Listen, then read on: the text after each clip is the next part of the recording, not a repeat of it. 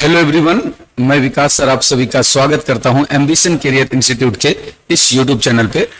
My dear students, आज के session में हम लोग डिस्कस करेंगे 25 मोस्ट इंपॉर्टेंट क्वेश्चंस। स्पेशली ये टाइम और टेंस के क्वेश्चन होंगे जो आपके आने वाले जितने भी प्रकार की एग्जाम होंगी उन सभी के लिए यूजफुल होगा जी। ठीक है, तो आप लोग सभी तैयार रहिएगा और एक एक क्वेश्चन को थोड़ी बारीकी से समझने की कोशिश करेंगे। मैं पूरा प्रयास करूंगा एक एक क्वेश्चन को 100% एक्सप्लेनेशन के साथ आपको बताऊं, ताकि आपको किसी भी प्रकार का कोई डाउट ना बचे। ठीक है, तो विदाउट वेस्टिंग टाइम मेरे बच्चे करते हैं इस सेशन का शुरुआत। तो ये रहा आपके स्क्रीन पे सबसे पहला सवाल। फर्स्ट क्वेश्चन अगर आप देखिए थोड़ा ध्यान से, I blank the newspaper when Satish came. देखो सिचुएशन, देखो जब भी आपको मल्टीपल चॉइस क्वेश्चन बनाना हो ना, तो उसमें ऑप्शन का बहुत बड़ा रोल होता है मेरे बच्चे। ऑप्शन में क्या दिया हुआ है, क्वेश्चन में क्या दिया हुआ है, उसको आप रिलेट करिए। देखिए जैसे मैं बोला आई ब्लैंक द न्यूज़पेपर, तो यहां पर तो कुछ यही तो सवाल है हमारा जी। व्हेन सतीश केम, केम देखो तो क्या है, सेकेंड फॉर्म। मतलब क्या है कि सेकेंड फॉर्म देखते ही कौन सा टाइम पता चला, पास्ट। अर्थात अगर यहां पास्ट पता चला तो हमें वर्ब जो चाहिए वो कौन सा चाहिए, पास्ट का चाहिए। अब पहले लॉजिक समझिए। V1 गलत, यहां भी है V1 है गलत, यहां वाज रीडिंग ये पॉसिबल, ये है भाई ये भी गलत। सही कौन होगा, सी नंबर हो जाएगा। इसका सीधा मतलब क्या हुआ कि अगर मान ली बच्चे यहां पर क्लियर कर रहा है कि I blank the newspaper when Satish came, मतलब जब सतीश आया तो मेरा पढ़ने का काम मेरे बच्चे पास्ट में जारी था ना कि प्रेजेंट में। इसीलिए आंसर आपका ये हो जाएगा जी। क्लियर है ना, आई होप क्लियर। नेक्स्ट सवाल देखिए, सवाल नंबर आपका 2 है। 2 नंबर क्वेश्चन देखेंगे। I shall tell you when see blank. अब देखो ध्यान से, व्हेन से जैसी स्टेटमेंट जुड़ता है तो रिजल्ट और कंडीशन वाली बात होती है। तो व्हेन के साथ जो स्टेटमेंट आ रहा है वो होता है कंडीशन का पार्ट, और जो अलग है वो होता है रिजल्ट का पार्ट। आपको याद होगा और आपने ये भी पढ़ा होगा मेरे बच्चे कि जब हम बात कंडीशन और रिजल्ट की करते हैं, जब बात हम लोग कंडीशन और रिजल्ट की करते हैं तो कंडीशन वाले में V1 और V5 आता है, रिजल्ट वाले में शैल बी के साथ V1 आता है। तो यहां पर देखा जाए तो क्या है, कंडीशन है, और कंडीशन है मेरे बच्चे, तो कंडीशन में कौन आएगा, V1 और V5। यहां पे सब्जेक्ट में देखिए क्या है, सी। तो आंसर आप समझ जाओ कि क्या होना चाहिए। बोलो बात क्लियर कि नॉट क्लियर, क्या कोई परेशानी की बात है यहां तक। चलिए मेरे बच्चे सवाल नंबर 3 लेते हैं जी, थोड़ा ध्यान से सुनिएगा। 1 मिनट थोड़ा सा समय लेंगे हम आपका, प्लीज।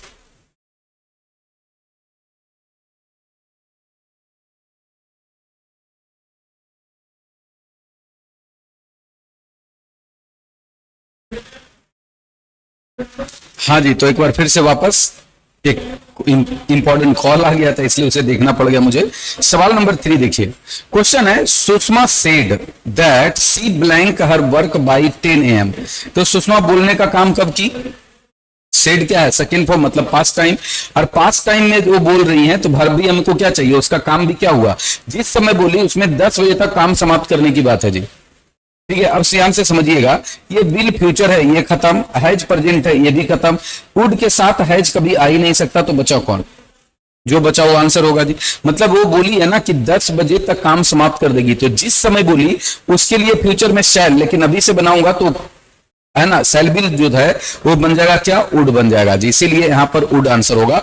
और सेल बिल जो है ना फ्यूचर होता जरूर है, लेकिन वो एक्चुअली अगर देखा जाए तो वो प्रेजेंट फॉर्म, क्योंकि कोई भी वर्ब का जो V1 होता है ना वो प्रेजेंट फॉर्म होता है और V2 पास्ट फॉर्म होता है जी। क्लियर है, आई होप समझा पाया होगा मैं। सवाल नंबर नेक्स्ट देखिए, 4 नंबर क्वेश्चन है, I order her about age दो सी ब्लैंक माई वाइफ। याद होगा जैसे ही बात करते हैं एज दो की, एज दो की बात हो, एज इफ की बात हो, तो उसमें 2 सिचुएशन होती है। ये बात करता है इमेजिनेशन की, किसकी बात करता है, इमेजिनेशन की।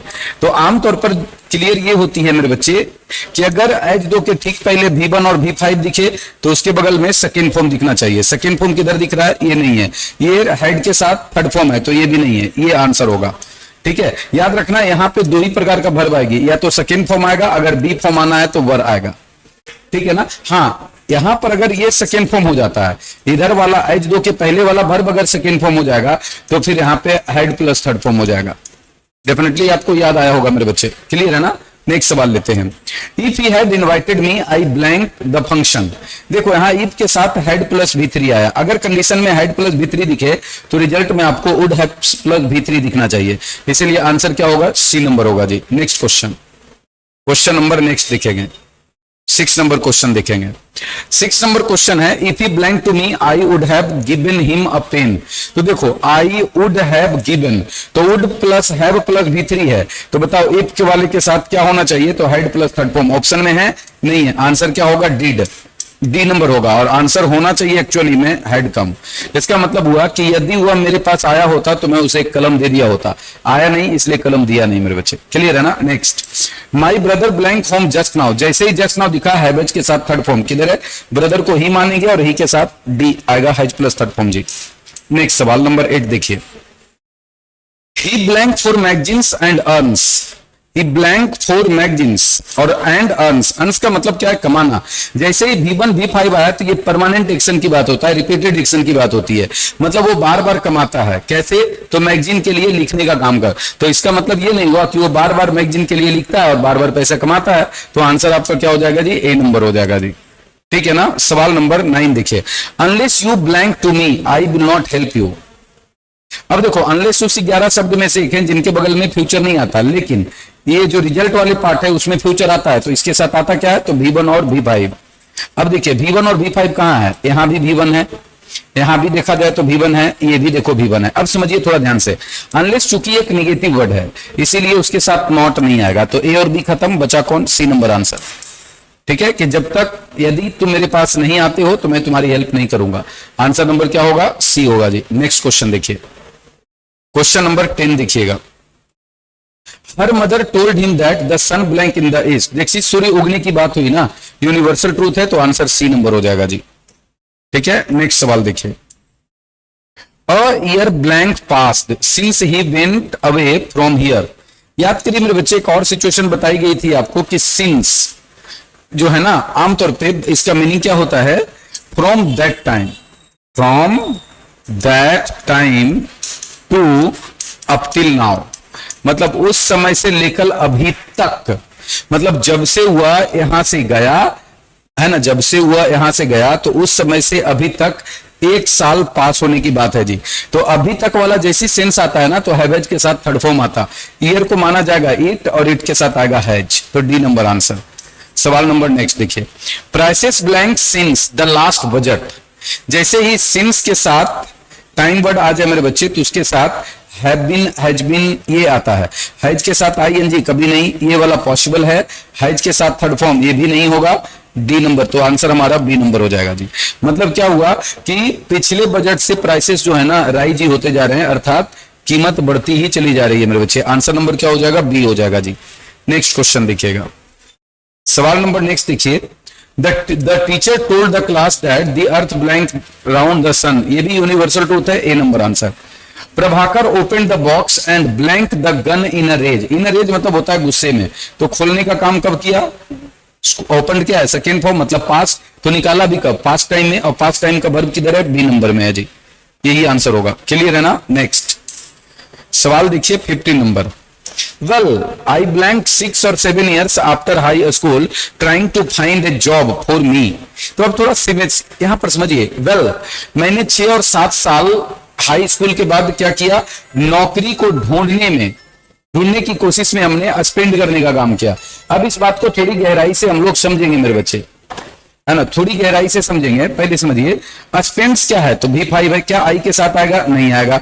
ये क्या है, V2 है, आई के साथ क्या केबल स्पेंडिंग आएगा, नहीं आएगा। आई के साथ आर आएगा, नहीं आएगा, तो आंसर नंबर क्या होगा, बी।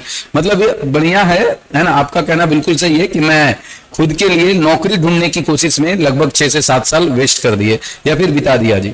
ठीक है मेरे बच्चे, 50 नंबर क्वेश्चन क्लियर। नेक्स्ट सवाल देखिए, सवाल नंबर 16, I blank that film last year. जैसे लास्ट ईयर आया तो पास्ट टाइम बोले तो second form. Next, we blank him if he had requested us earlier. अब देखो इफ के साथ हैड प्लस V3 आया तो दूसरे में वुड हैव के साथ थर्ड फॉर्म चाहिए, जो कि किधर है, नहीं है, नहीं है, तो आंसर नंबर डी हो जाएगा। देखो यहाँ वुड हैव के साथ V1 आया तो गलत हो जाएगा, यहाँ हैड वुड कर दिया ये भी गलत हो जाएगा, यहाँ विल हैव थर्ड फॉर्म कर दिया ये भी गलत हो जाएगा। एक्चुअल में आंसर हमारा होना चाहिए वुड हैव हेल्प्ड, ये होता आंसर मेरे बच्चे। ऑप्शन में नहीं है तो आंसर डी होगा जी। क्लियर है मेरे बच्चे। नेक्स्ट सवाल देखिए, सवाल number 18, I blank many countries before I return from England. अब देखिए थोड़ा ध्यान से, रिटर्न्ड फ्रॉम इंग्लैंड। अब बिफोर के बाद क्या आया, सेकेंड फॉर्म, बिफोर के बाद लेटर सेंस होता है, तो इसके पहले क्या चाहिए, अर्लियर सेंस, और अर्लियर सेंस के लिए क्या चाहिए, had plus third form, option number C. Next, when the thief entered the house the watchman on duty was blank. अब देखिए थोड़ा ध्यान से समझिए कि जब चोर जो है ना घर में प्रवेश किया, ये क्या है, सेकेंड फॉर्म है, तो जो वॉचमैन ड्यूटी पर था वो क्या था, वाज ब्लैंक। अब देखो यहां पर ध्यान दिया जाए तो स्लीप गलत हो जाएगा, अस्लीप्ट जैसा कोई शब्द होता नहीं, इज स्लीपिंग नहीं होगा क्योंकि बाद ऑलरेडी लगा हुआ।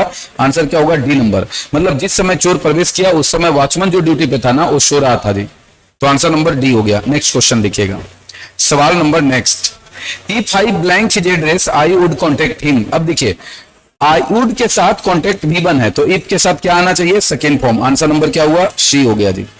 याद रखिए अगर रिजल्ट वाले पार्ट में आपको वुड के साथ V1 दिखे तो कंडीशन वाले पार्ट में आपको क्या दिखता है जी, तो V2 दिखता है जी, है ना। ये एक्चुअली इमेजिनेशन वाला स्टेटमेंट भी होता है, ठीक है ना। अगला देखिए, her mother blank him at this point of time last night. जैसे ही लास्ट नाइट की बात आई, पास्ट, क्या ये पास्ट है, ये पास्ट है, ये V1 पास्ट है, तो नहीं, तो आंसर क्या हो जाएगा, डी नंबर हो जाएगा जी। I asked Babita if Savitri blank absent. Asked second form है, मैंने बबीता से पूछा क्या सावित्री के अब्सेंट होने की बात है, तो पूछा पास्ट में, तो अब्सेंट प्रेजेंट में है या पास्ट में, पास्ट में ना, ये है नहीं, ये है नहीं, कौन है, सी, तो सी नंबर आंसर होगा जी। अगला सवाल, सवाल नंबर देखिए 23, before they reach the train blank the station. देखो यहां बिफोर के बगल में सेकेंड फॉर्म लेटर सिंस आया, तो उसके बगल में क्या चाहिए, had plus third form, C number answer. She blank in Calcutta for 3 years before the year 2022। 2022 के और पहले की बात है मेरे बच्चे, तो पास्ट में है कभी नहीं, वाज लिविंग हो सकता था, लेकिन देखा जाए तो यहाँ 4-3 years लिखा हुआ है, तो ये भी नहीं, क्योंकि जैसे ही 4-3 years आया तो ये परफेक्ट कंटिन्यूअस की डिमांड करता है, वुड आएगा नहीं आएगा, तो आंसर क्या होगा, डी नंबर होगा जी। क्लियर है मेरे बच्चे, तो आई होप यहां तक क्लियर। नेक्स्ट सवाल देखिए, सवाल number last, she blank always a mistake. जैसे ही ऑलवेज आया तो V1 V5 चाहिए, सी के साथ D5 चाहिए जी, तो आंसर हो जाएगा मैक्स। तो इस तरीके से मेरे बच्चे हमने आज क्या किए, 25 क्वेश्चंस कंप्लीट किया। डेफिनेटली आप सभी को समझ में आया, और इसके अलावा अगर कोई डाउट बच जाता है, you are free to ask me, आप पूछने के लिए स्वतंत्र हैं, कमेंट में आप अपना क्वेश्चन रखिए, I will definitely reply it, ठीक है। Thank you, all the very best, good luck, नमस्कार।